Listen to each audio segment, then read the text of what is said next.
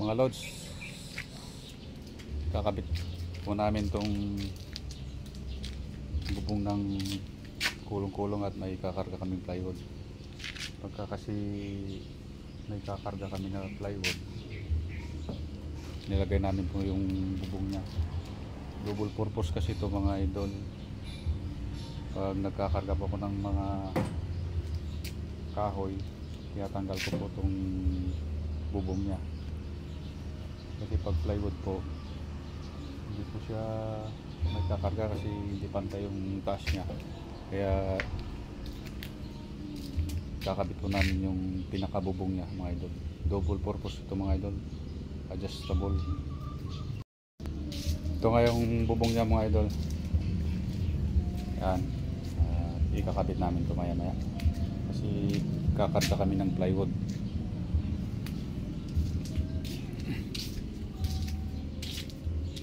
Yan, bubuhatin na po namin mga lods.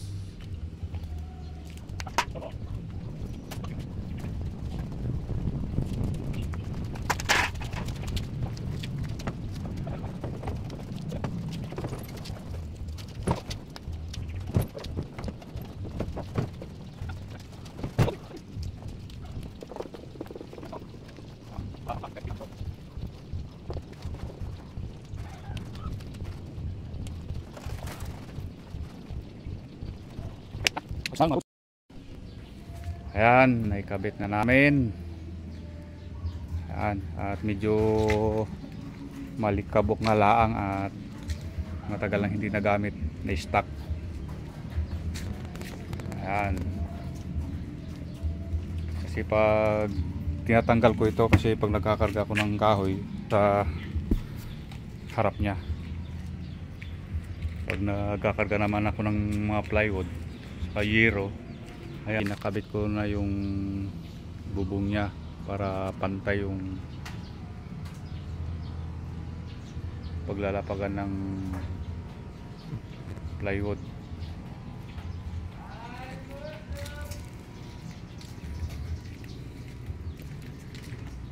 Yan, pwede nang kargahan sa taas.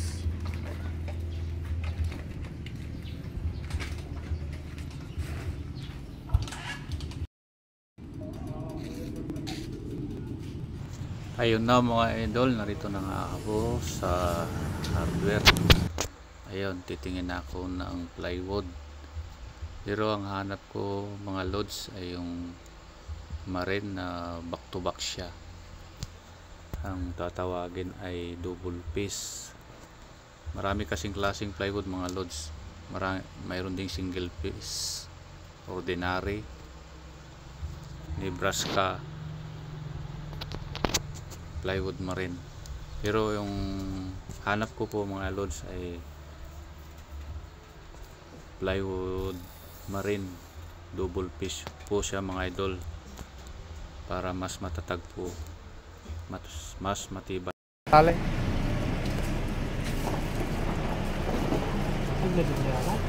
Ha?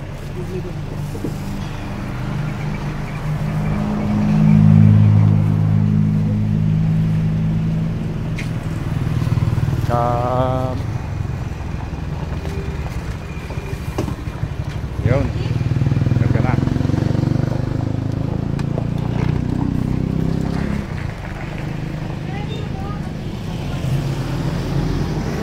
Ayun, ay karga na.